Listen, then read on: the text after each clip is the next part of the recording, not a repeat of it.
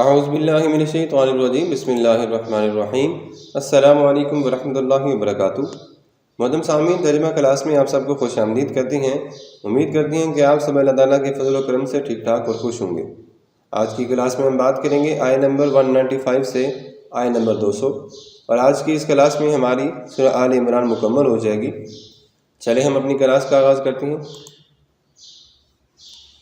بسم اللہ الرحمن الرحیم۔ فاستجاب، تو قبول کر لیا، تو قبول کر لی، لہم ان کے لیے، ربہم ان کے رب نے، ان کی دعا۔ پچھلی جو آیات مبارکہ گزری ہیں ان میں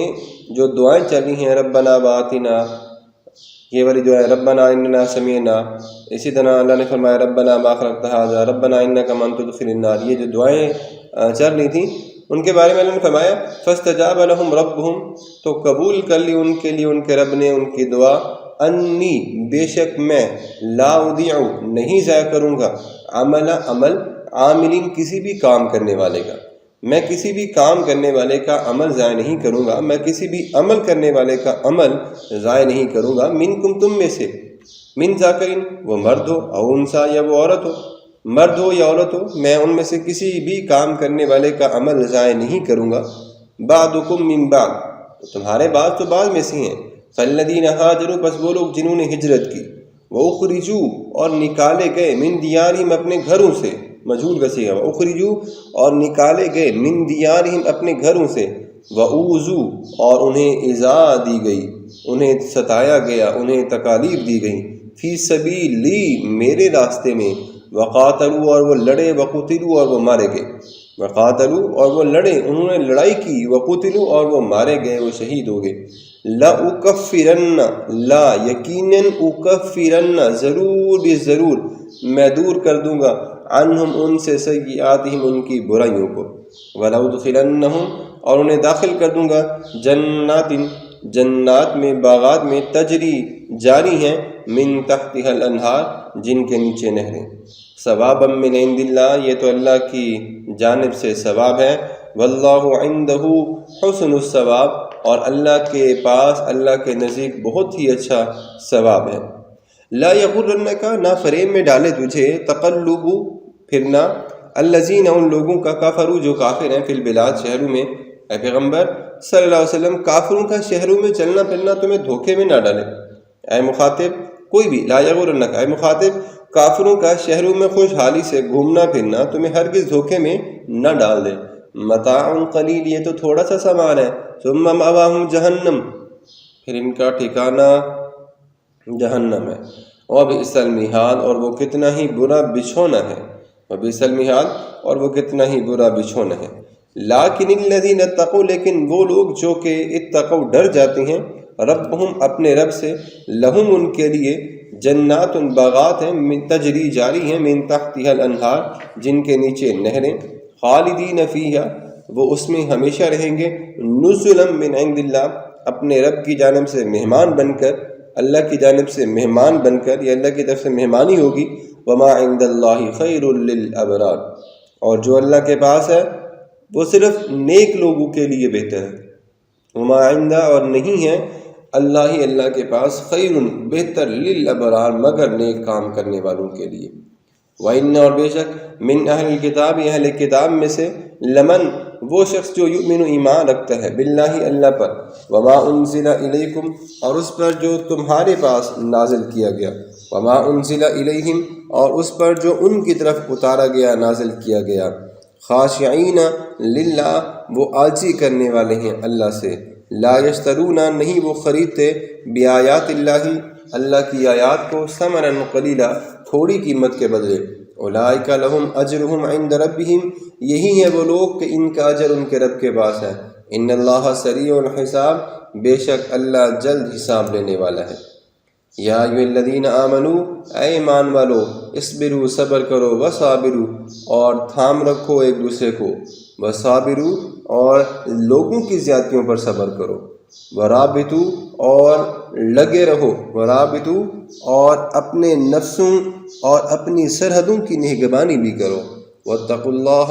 لعلکم تفلحون، اور اللہ سے ڈرو تاکہ تم کامیاب ہو جاؤ، اللہ سے ڈرو تاکہ تم کامیاب ہو جاؤ۔ محترم سامعین، انسان کسی بھی چیز کو بظاہر اچھا گمان کرے اور بعد میں پتہ چلے کہ وہ چیز اس کے بالکل برعکس ہے، تو اس کو ہم کہتے ہیں غرور۔ جیسے ایک انسان دھوکے میں جب وہ کسی کو ڈالنا چاہتا ہے تو چیز اس کو اچھی بنا کے پیش کرتا ہے، لیکن اس میں کوئی ملاوٹ ایسی ہو جاتی ہے کہ اگلے بندے کو پتہ نہیں چلتا، اور اس طرح سے وہ دھوکہ اگلے بندے کو دے رہا ہے، تو یہ دھوکہ دہی میں شامل آیا تھا۔ کفار کے لیے دنیا میں عیش ہے اور مسلمانوں کے لیے تنگی ہے۔ حضرت عمر سے روایت ہے کہ امام بخاری ایک حدیث مبارکہ بیان فرماتے ہیں، نبی اکرم صلی اللہ علیہ وآلہ وسلم ایک چٹائی پر ایک مرتبہ لیٹے ہوئے تھے۔ آپ کے اور چٹائی کے درمیان کوئی چیز نہیں تھی، اور آپ کے سر کے نیچے چمڑے کا ایک تکیہ تھا جس میں کھجور کی چھال بھری ہوئی تھی، اور آپ کے پیروں کے پاس ایک درخت کے پتوں کا ڈھیر پڑا ہوا تھا، اور آپ کے پاس کچی یعنی بغیر رنگی ہوئی کھالیں لٹکی ہوئی تھی، اور میں نے دیکھا کہ چٹائی کے نشانات آپ کے پہلو میں گڑ گئے تھے۔ میں رونے لگا۔ آپ نے فرمایا، اے عمر تم کس وجہ سے رو رہے ہو؟ میں نے عرض کیا، یا رسول اللہ صلی اللہ علیہ وآلہ وسلم، بے شک کیسو کسرا کس قدر عیش و آرام میں رہتے ہیں، اور آپ اللہ کے رسول ہیں۔ آپ نے فرمایا، کیا تم اس بات سے راضی نہیں ہو کہ ان کے لیے دنیا اور ہمارے لیے آخرت ہو؟ صحیح بخاری، صحیح مسلم، سنن ابن ماجہ، صحیح ابن حبان اور المستدرک الحاکم شعب الایمان میں یہ احادیث مبارکہ موجود ہے کہ دنیا جو ہے وہ مومن کے لیے قید خانہ ہوتا ہے۔ دنیا جو ہے وہ مومن کے لیے چند دن کا سامان ہوتا ہے، راحت ہوتی ہے، اس کے بعد ہمیشہ کا جو ٹھکانہ ہے مومن کے لیے وہ تو آخرت میں ملے گا۔ مومن کو دنیا میں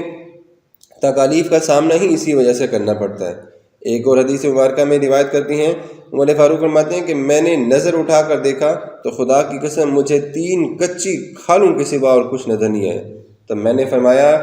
آپ اللہ سے دعا کیجئے کہ اللہ آپ کی امت پر وسعت عطا کرے، کیونکہ فارس اور روم پر وسعت کی گئی اور ان کو دنیا دی گئی، حالانکہ وہ اللہ کی عبادت نہیں کرتے تھے۔ آپ تکیہ لگائے بیٹھے تھے۔ آپ نے فرمایا، اے عمر بن الخطاب، کیا تم کو شک ہے کہ یہ لوگ وہ ہیں کہ جن کو ان کی اچھی چیزیں دنیا ہی میں دے دی گئیں؟ اور میں نے کہا، یا رسول اللہ صلی اللہ علیہ وسلم میرے لیے استغفار کیجیے۔ صحیح بخاری۔ محترم سامعین،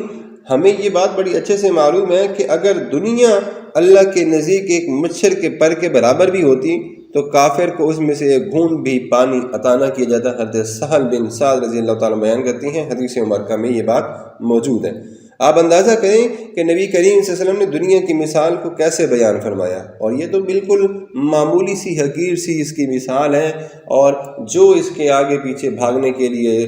دوڑ کر رہی ہیں، محنتیں کر رہی ہیں، انہیں یہ بات ذہن نشین کر لینی چاہیے کہ اللہ تبارک و تعالیٰ نے مومنوں کے لیے دنیا نہیں بلکہ آخرت کو تیار کر رکھا ہے، اور دنیا میں جو ان کو سامان ملتا ہے وہ قید خانے کے لیے ہوتا ہے۔ دنیا کافر کے لیے جنت اور مومن کے لیے قید خانہ ہے، اور آخرت میں کافروں کے لیے قید خانہ ہوگا اور مومن کے لیے جنت ہوگی۔ لیکن جو لوگ اپنے رب سے ڈرتے ہیں ان کے لیے ایسے باغات ہیں کہ جن کے نیچے نہریں چلتی ہیں، وہ دودھ کی، وہ شراب کی، وہ پانی کی، وہ شہد کی، مختلف اقسام کی اللہ تبارک و تعالیٰ نے نہروں کو چلا رکھا ہے، اور یہ بھی ایسی ہیں کہ اس کے بارے میں، اس کے ذائقے کے بارے میں کسی نے سنا تک نہیں، نہ کسی نے محسوس تک کیا۔ حضرت انس بن مالک رضی اللہ تعالیٰ عنہ ایک حدیث مبارکہ میں بیان کرتے ہیں کہ جب عبداللہ بن سلام کو یہ خبر ملی کہ نبی کریم صلی اللہ علیہ وسلم مدینہ میں آ گئے ہیں، تو وہ آپ کے پاس آئے اور کہا، میں آپ سے 3 سوال کروں گا جن کے جواب کو نبی کے سوا کوئی نہیں جانتا۔ اہل جنت میں سب سے پہلے کیا کھائیں گے؟ آپ نے فرمایا، اہل جنت جس چیز کو سب سے پہلے کھائیں گے وہ مچھلی کے جگر کا ٹکڑا ہوگا۔ سبحان اللہ، اندازہ کیجئے کہ اللہ تبارک و تعالیٰ کے نبی صلی اللہ علیہ وسلم جنتیوں کے بارے میں، ان کے کھانے کے بارے میں بتا رہے ہیں کہ سب سے پہلے ان کا کھانا کیا ہوگا اور وہ جنت میں جانے کے بعد کیا کھائیں گے۔ اور اسی طرح پھر یہ بھی کہا گیا کہ ان کے بعد اور بھی انہیں مختلف اقسام کے جو ہے وہ کھانے دیے جائیں گے۔ آخر میں آخری 2 آیات مبارکہ میں اللہ تبارک و تعالیٰ نے صبر کے بارے میں بڑی تفصیل بات سمجھائی ہے، اور کہا ہے کہ مشکلات میں گھبرانا نہیں چاہیے، مشکلات میں صبر سے ہاتھ کا جو دامن ہے وہ چھوڑنا نہیں چاہیے، بلکہ استقامت کے ساتھ ڈٹے رہیں اور اللہ کی یاد کرتے رہیں۔ اللہ تبارک و تعالیٰ نے ایسے لوگوں کے لیے بڑا ہی اجر تیار کر رکھا ہے۔ ان اللہ سریع الحساب، اور بے شک اللہ تبارک و تعالیٰ بہت جلد حساب لینے والے ہیں۔ محترم سامعین، نبی کریم صلی اللہ علیہ وآلہ وسلم نے ہمیں مسلمانوں کو، امت محمدیہ کو اللہ تبارک و تعالیٰ کے قریب کرنے کے لاکھوں نہیں بلکہ کروڑوں نسخے بتائے ہیں، لیکن آج انسان جو ہے وہ 5 وقت کی نماز بھی آسانی سے نہیں پڑھ سکتا، بلکہ اللہ تبارک و تعالیٰ نے اسے یہ بڑی سہولت دی ہے۔ اور پھر دیکھیں کہ ماہ رمضان المبارک جو ہے وہ کتنی عظمتوں برکتوں والا مہینہ ہے، اس میں اللہ تبارک و تعالیٰ کس قدر ہم کو نعمتوں سے نوازتے ہیں، سرفرازتے ہیں، لیکن پھر بھی ہم اللہ تبارک و تعالیٰ کی بارگاہ میں ناشکر ہیں۔ آخر میں ہم انہی الفاظ کے ساتھ آج کی اس کلاس کا اور سورہ آل عمران کا اختتام کرتے ہیں۔ وآخر دعوانا ان الحمدللہ رب العالمین، الحمدللہ رب العالمین والصلاة والسلام علی رسولہ خیر خلقہ سیدنا محمد وعلی آلہ واصحابہ وازواجہ وعلماء ملتہ واولیاء امتہ وامتہ اجمعین، آمین برحمتک یا ارحم الراحمین۔ آخر میں ہم اللہ تبارک و تعالیٰ کی بارگاہ میں دعا گو ہیں کہ اے اللہ، اس کلام مجید اور ان آیات مبارکہ کے ثواب کو میں حضور نبی کریم صلی اللہ علیہ وآلہ وسلم کے وسیلہ جلیلہ سے اپنی مرحوم والدہ کی دعائے مغفرت اور دعائے صالح ثواب کے لیے پیش کرتا ہوں۔ اے رب ذوالجلال والاکرام، میری اس دعا کو قبول و مقبول فرما، میری والدہ کے درجات کو، ان کی قبر کی مشکلات کو آسان فرما، جنت الفردوس میں اعلیٰ مقام عطا فرما، آمین۔ وما علینا الا البلاغ المبین۔ محترم سامعین، سورہ آل عمران آج یہاں پہ مکمل ہوتی ہے، جلدی انشاءاللہ آپ کے ساتھ سورۃ النساء ہم شروع کریں گے۔ اپنا بہت سارا خیال رکھے گا، دعاؤں میں یاد رکھے گا۔ اللہ تبارک و تعالی ہم سب کا حامی و ناصر ہو، آمین، والسلام۔